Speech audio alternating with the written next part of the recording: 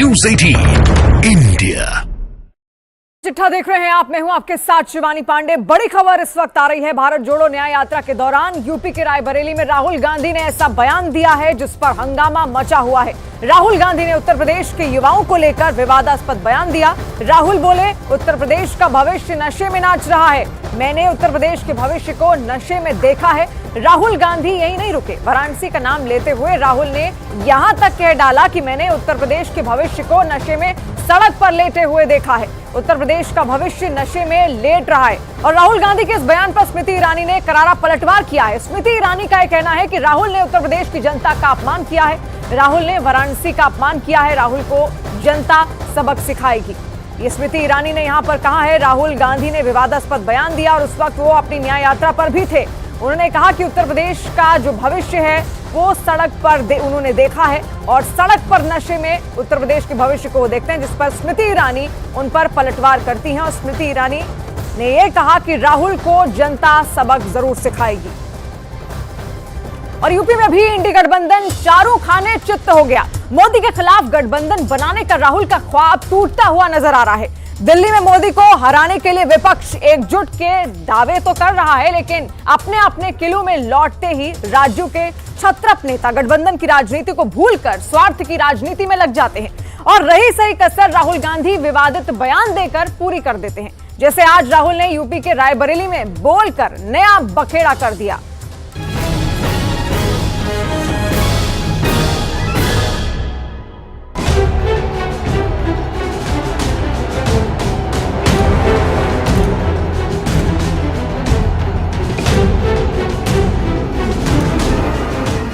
UP का भविष्य रात को शराब पिए नाच रहा है, डांस कर रहा है नशे में।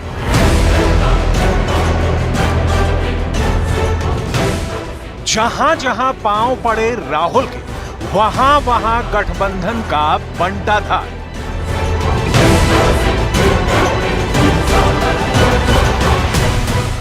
ये कोई कहावत नहीं है, बल्कि ये 2024 की चुनावी राजनीति की नई जमीनी हकीकत है। इधर राहुल गांधी ने उत्तर प्रदेश की धरती पर कदम रखा और उधर अखिलेश यादव ने ऐसी चाल चल दी कि इंडी गठबंधन यूपी में चारों खाने चित्त हो गया। समाजवादी पार्टी ने बहुत ही चतुराई से चुन चुनकर कांग्रेस पार्टी को वो सीटें दे दी जहां खुद समाजवादी पार्टी के लिए भी चुनाव जीतना मुश्किल चुनौती रहा है। यहां सिर्फ सीटों की संख्या पर ही पेंच नहीं फंसा हुआ है, यहां सीटों के समीकरण को लेकर भी रार चल रही है। It is in final stage. Any time it can be finalized. एक तरफ अमेठी के अंदर स्मृति ईरानी का धुआंधार दौरा चल रहा है। स्मृति ईरानी लगातार अमेठी के लोगों से मुलाकात कर राहुल गांधी को 2019 की करारी हार की याद दिला रही हैं और दूसरी तरफ राहुल गांधी के राजनीतिक मित्र लगातार साथ छोड़ते जा रहे हैं। आलम में यह है कि उत्तर प्रदेश में समाजवादी पार्टी और कांग्रेस का गठबंधन मझधार में फंसता नजर आ रहा है। हालांकि कांग्रेस हो या समाजवादी पार्टी, दोनों दलों के नेता कह रहे हैं कि वो मिलकर मोदी को हराएंगे। लेकिन उत्तर प्रदेश ही नहीं, देश के कई राज्यों में जिस तरह से इंडिया गठबंधन के दल आपस में लड़ रहे हैं, वैसे में मोदी को हराने का सपना मुश्किल नजर आ रहा है। आखिर क्या चल रहा है देश की सबसे ज्यादा लोकसभा सीटों वाले राज्य उत्तर प्रदेश के अंदर? ये सब कुछ हम आपको बताने वाले हैं। समाजवादी पार्टी और कांग्रेस पार्टी के बीच गठबंधन और सीट शेयरिंग को लेकर एक सहमति पैदा करने की कोशिश जनवरी के महीने में शुरू हुई। 27 जनवरी 2024 को कांग्रेस पार्टी को अखिलेश यादव की तरफ से यूपी में लोकसभा की 11 सीटें ऑफर की गई। जबकि कांग्रेस पार्टी इस पर तैयार नहीं हुई तो फिर समाजवादी पार्टी ने अपना दिल थोड़ा और बड़ा किया और 19 फरवरी 2024 को यह ऐलान किया कि समाजवादी पार्टी कांग्रेस को 17 सीटें दे सकती है। लेकिन अब मामला सीटों की संख्या से ज्यादा सीटों के समीकरण और कुछ खास सीटों पर फंस गया। सूत्रों के मुताबिक रामपुर और मुरादाबाद सीट की कांग्रेस की नई मांग ने समाजवादी पार्टी को नाराज कर दिया है। सीट शेयरिंग पर सहमति नहीं होने के सवाल से अखिलेश यादव ने कोई किनारा भी नहीं किया। जब अखिलेश यादव से यह सवाल पूछा गया कि क्या उत्तर प्रदेश के अंदर राहुल गांधी की यात्रा में आप शामिल होंगे, तो उन्होंने साफ साफ कहा कि जब सीट शेयरिंग पर सहमति बन जाएगी तो वो न्याय यात्रा में शामिल होंगे। दरअसल किन सीटों पर पेंच फंसा है ये समझना बहुत जरूरी है, क्योंकि इसी में सारा राजनीतिक गणित है। खबर ये आ रही है कि पश्चिम उत्तर प्रदेश की रामपुर और मुरादाबाद की सीट पर पेंच फंस गया है। अखिलेश यादव के लिए सिर्फ मुश्किल यही नहीं है। दरअसल कांग्रेस पार्टी के दो अलग अलग प्रतिनिधियों की मांगों पर अखिलेश यादव को विचार करना पड़ रहा है। सोनिया और राहुल के करीबी मल्लिकार्जुन खड़गे ने पहले अखिलेश यादव को फोन करके 17 सीटों के अलावा बहराइच, देवरिया, अमरोहा सीट की मांग की थी। तब समाजवादी पार्टी ने देवरिया और अमरोहा सीट देने के लिए हामी भी भर दी थी, लेकिन बहराइच के लिए अखिलेश यादव तैयार नहीं हुए। खबरों के मुताबिक खड़गे मान भी गए, लेकिन समाजवादी पार्टी कांग्रेस को सिर्फ 17 सीटें देना चाहती है, 19 नहीं। इस बीच प्रियंका गांधी के समर्थकों ने यूपी के कांग्रेस इंचार्ज अविनाश पांडे के जरिए रामपुर और मुरादाबाद की सीटों की मांग भी रख दी। इन दोनों सीटों पर 2019 में कांग्रेस पार्टी जीती थी और इसी वजह से समाजवादी पार्टी नाराज हो गई और बातचीत रोक दी। उसके बाद अखिलेश यादव राहुल गांधी की यात्रा में शामिल नहीं हुए। इंडी गठबंधन में जिस तरीके से फूट है सर, अखिलेश यादव भी सोच रहे हैं कि जाऊं कि ना जाऊं भारत जोड़ो न्याय यात्रा में। नहीं, इंडी गठबंधन में रहा ही कहां, पूरी तरह से बिखर चुका है और जनता सचमुच इंडी गठबंधन को लेकर बेहद निराश है। दरअसल 2019 के पिछले लोकसभा चुनाव में उत्तर प्रदेश के अंदर समाजवादी पार्टी को सिर्फ 5 सीटें मिली थी। उत्तर भारत के 3 राज्यों में जीत के बाद इस वक्त पूरे देश के अंदर प्रधानमंत्री नरेंद्र मोदी की लहर नजर आ रही है।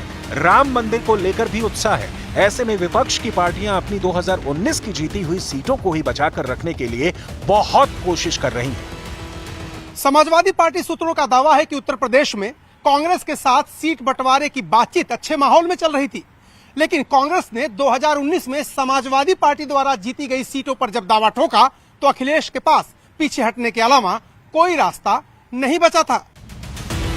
दरअसल साल 2009 में लोकसभा के चुनाव में कांग्रेस पार्टी को उत्तर प्रदेश के अंदर 21 सीटों पर जीत मिली थी। अब कांग्रेस पार्टी चाहती है कि इन 21 सीटों का बड़ा हिस्सा उसको 2024 में भी दिया जाए। साल 2009 के लोकसभा चुनाव का विश्लेषण करें तो समाजवादी पार्टी को 23 सीटें मिली थी, सोनिया गांधी की कांग्रेस पार्टी को 21 सीटें मिली और मायावती की बहुजन समाज पार्टी को 20 सीटें मिली थी। बीजेपी को 10 सीटों पर जीत मिली थी।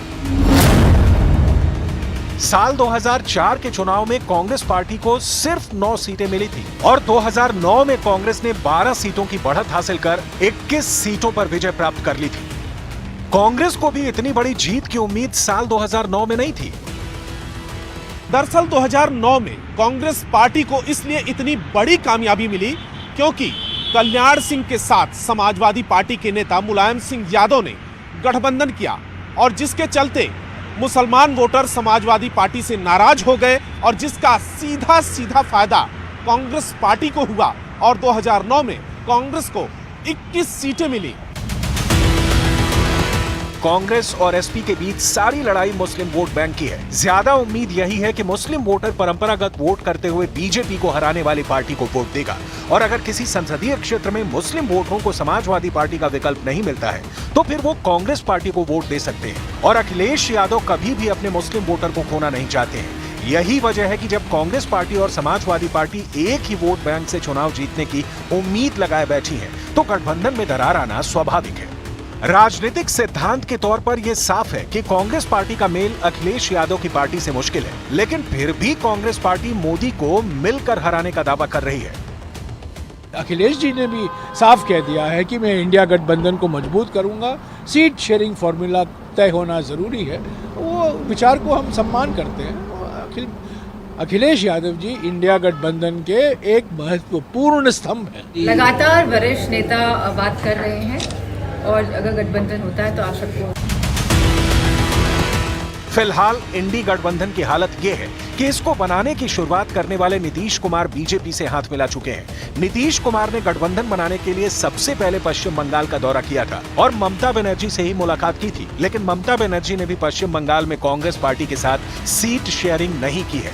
पश्चिम बंगाल में गठबंधन के हालात बहुत दिलचस्प बने हुए हैं। एक तरफ कोलकाता में कांग्रेस पार्टी के नेता अधीर रंजन चौधरी ममता को तानाशाह बताते हैं, संदेश खाली पर ममता सरकार को घेरते हैं, लेकिन दूसरी तरफ दिल्ली में राहुल गांधी ममता बनर्जी को अपने साथ लेकर चलना चाहते हैं। पंजाब में भी अरविंद केजरीवाल की आम आदमी पार्टी और कांग्रेस पार्टी के बीच बातचीत नहीं बन पाई है और आम आदमी पार्टी ने अकेले चुनाव लड़ने का फैसला किया है। कुल मिलाकर गठबंधन का बंटाधार हो चुका है, लेकिन इंडी अलायंस के टुकड़े टुकड़े होने के बाद भी विपक्ष के नेता ये स्वीकार नहीं कर रहे हैं कि गठबंधन टूट चुका है। आज प्रधानमंत्री नरेंद्र मोदी जम्मू कश्मीर में थे, जहां उन्होंने कश्मीर को एम्स IIM की सौगात दी। पीएम मोदी ने जम्मू में करीब 32,000 करोड़ के प्रोजेक्ट का लोकार्पण और शिलान्यास किया। कश्मीर को सीधे रेल के जरिए जोड़ने के काम को हरी झंडी दिखाई। पीएम ने लोगों से कहा कि ये नया कश्मीर है। पीएम ने कहा कि जम्मू कश्मीर के विकास में अनुच्छेद 370 सबसे बड़ी दीवार थी। इस दीवार को सरकार ने ढा दिया है। इसके हटने के बाद प्रदेश के लोगों को उनके हक मिल रहे हैं।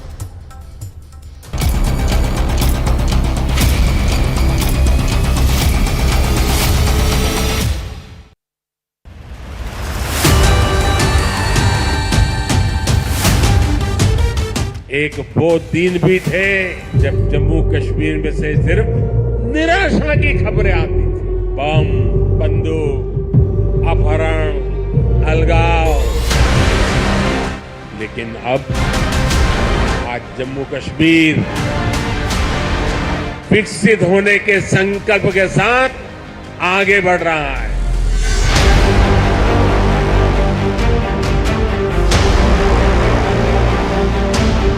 प्रदेश के विकास में सबसे बड़ी दीवार आर्टिकल 370 की थी, आर्टिकल 370 की थी। इस दीवार को भाजपा की सरकार ने हटा दिया है। मुबारक करता हूं रेल मिनिस्ट्री को, प्रधानमंत्री को, जिन्होंने इसमें योगदान दिया।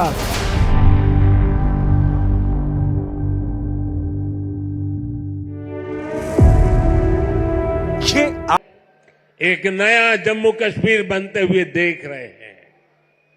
प्रदेश के विकास में सबसे बड़ी दीवार आर्टिकल 370 की थी, आर्टिकल 370 की थी। इस दीवार को भाजपा की सरकार ने हटा दिया है।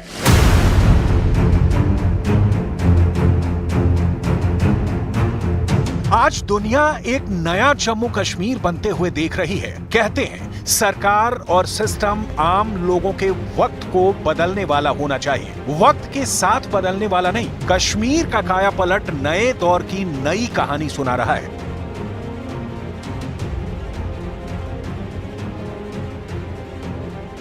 जरा अपने विषय में बताइए, किस योजना मिली का लाभ मिला है, उसके कारण आपके जीवन में क्या लाभ हुआ है? मान्यवर, जब से केंद्र में आपकी सरकार आई, जो लाभ मुझे मिला उससे मेरे जीवन में एक नई रोशनी मिली। आज मैं उज्ज्वला जो मुझे कनेक्शन मिला है उसके द्वारा मैं आराम से अपने परिवार के लिए भोजन बना सकती हूँ, जो कि विदिन घंटे में काम सफल कर सकती हूँ। मोहम्मद जी नमस्ते। प्रधानमंत्री जी नमस्ते। हमारी तरफ से मैं पूरे पुंछ के अवाम की तरफ से मैं आपको शुक्रिया और स्वागत करते हैं। धन्यवाद जी। लाल मोहम्मद जी, जरा अपने बारे में बताइए। सरकार की योजना आपके इतने दूर दूर के गांव तक पहुंची है, आप तक उसका फायदा पहुंचा है, मुझे खुशी हुई। क्या क्या लाभ मिला है मैं जानना चाहता हूँ। किसान हूँ, छोटा किसान हूँ। किसान में मजदूरी वगैरह भी करता हूँ और बहुत परेशानियों में रहते थे, कच्चे घरों में रहते थे। अब जो प्रधानमंत्री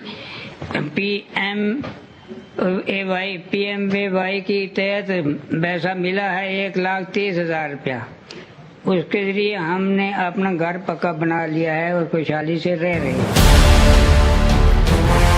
ये वो जम्मू कश्मीर है जो आतंकवाद और अलगाववाद की पुरानी जंजीरों को तोड़ चुका है। कभी जम्मू कश्मीर से सिर्फ बम, बंदूक, अपहरण जैसी खबरें आती थी, लेकिन अब कश्मीर का दुर्भाग्य सौभाग्य में बदल गया है। जम्मू कश्मीर बदल गया है। आतंकवाद की जगह उमंग है, अलगाववाद के बदले उत्साह है। बम बंदूक नहीं, विकास।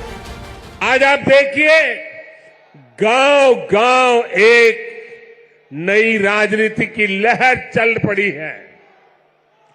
परिवारवाद, भ्रष्टाचार और तुष्टीकरण के खिलाफ यहां के नौजवानों ने बिगुल फूंक दिया है। आज जम्मू कश्मीर का हर नौजवान अपना भविष्य खुद लिखने के लिए आगे निकल रहा है। जहां कभी बंद और हड़ताल का सन्नाटा रहता था, वहां अब जिंदगी की चहल पहल दिखाई देती है। प्रधानमंत्री नरेंद्र मोदी मंगलवार को जम्मू पहुंचे। यहां उन्होंने 32,000 करोड़ रुपए की परियोजनाओं का उद्घाटन किया। मौलाना आजाद स्टेडियम में रैली को संबोधित करते हुए पीएम ने अपने भाषण की शुरुआत कश्मीरी भाषा में की। मोदी ने विकसित जम्मू कश्मीर का संकल्प लिया और 70 साल के अधूरे पड़े काम को जल्द पूरा करने की गारंटी दी। लगा कर दे। और हमने संकल्प लिया है विकसित जम्मू कश्मीर का।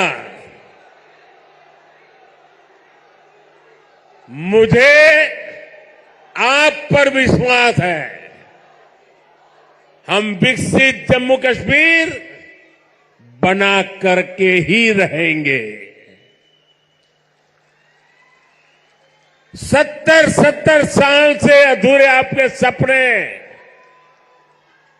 आने वाले कुछ ही वर्षों में मोदी पूरे करके देगा। मोदी के भाषण के दौरान सभा में कोई बच्ची रो रही थी। उन्होंने अपने भाषण को रोका और कहा कि बच्ची भीड़ में परेशान हो रही है। लोगों से उसे परेशान ना करने की अपील की। उस बच्ची को परेशान मत करो भाई, बहुत छोटी गुड़िया है।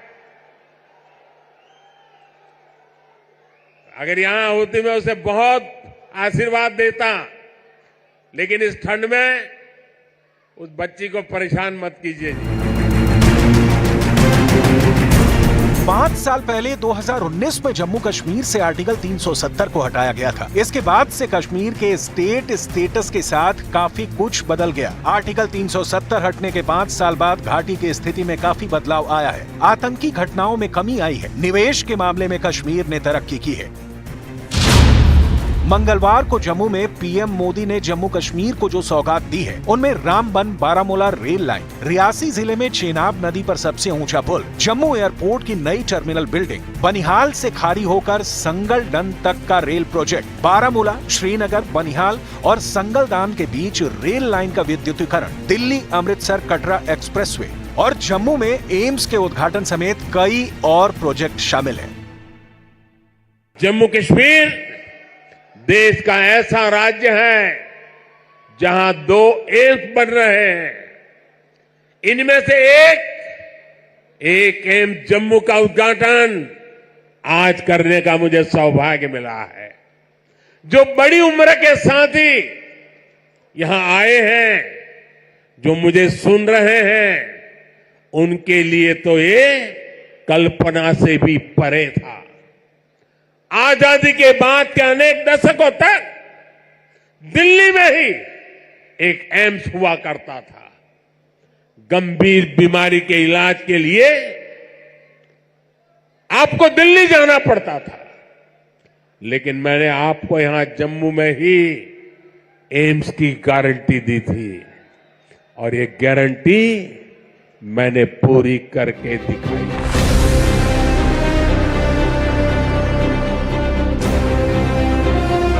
मोदी ने घाटी की पहली इलेक्ट्रिक ट्रेन को हरी झंडी दिखाकर विकास को और रफ्तार दी है। ये ऐसी शुरुआत है जो कश्मीरियों के दिल के करीब है। अब वो दिन दूर नहीं जब कश्मीर से ट्रेन में बैठकर लोग पूरे देश के सफर पर निकल सकेंगे। कश्मीर से कन्याकुमारी तक लोग बिना किसी रुकावट के अपने सफर पूरा करेंगे।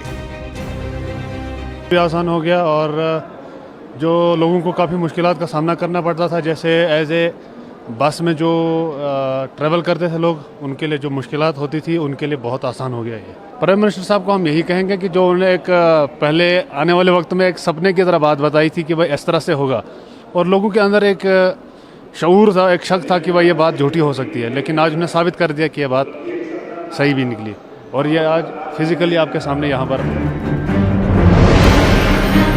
मोदी ने जम्मू कश्मीर के बनिहाल, खारी, सोमबर, संगलदान रेल प्रोजेक्ट का लोकार्पण किया है। ये 48 किलोमीटर लंबा प्रोजेक्ट है।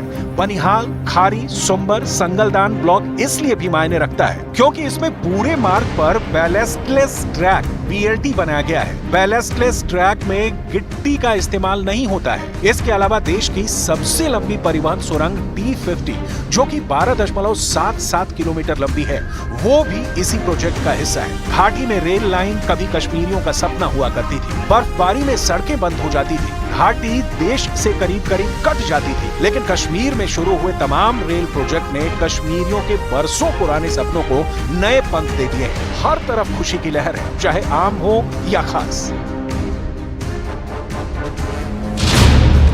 जम्मू कश्मीर देश का ऐसा पहला राज्य है जहां 2 एम्स बन रहे हैं। 2014 से पहले जम्मू कश्मीर में सिर्फ 4 मेडिकल कॉलेज थे, आज 12 मेडिकल कॉलेज बन गए हैं। 10 बरस में जम्मू कश्मीर में करीब 50 नए डिग्री कॉलेज बनाए जा चुके हैं। बड़ा कदम आज उठाया है और मैं मुबारक करता हूं रेल मिनिस्ट्री को, प्रधानमंत्री को, जिन्होंने इसमें योगदान दिया और आज हम इसका पहला कदम देख रहे हैं। मैं सब रेलवे के कारकुनों को जिन्होंने इसमें काम किया है, जिन्होंने इस रेल को यहाँ पहुँचाने के लिए काम किया है, मैं उनको मुबारकबाद करता हूँ और उम्मीद करता हूँ कि ये रेल बहुत अच्छी होगी और हमारे लिए इसका बहुत बड़ा फायदा होगा।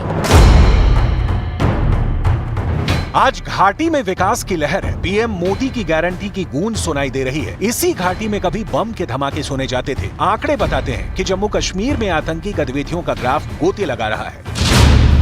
जम्मू कश्मीर में साल 2019 में 153 आतंकी गतिविधियां, 2020 में 126, 2021 में 129, 2022 में 125 और साल 2023 में 46 आतंकी गतिविधियां हुई हैं। आंकड़े गवाह हैं कि जम्मू कश्मीर के विकास में अनुच्छेद 370 सबसे बड़ी दीवार थी। इस दीवार को मोदी सरकार ने ढहा दिया। अब हर सेक्टर में विकास हो रहा है। कश्मीर को सीधे रेल के जरिए जोड़ने का काम हो रहा है।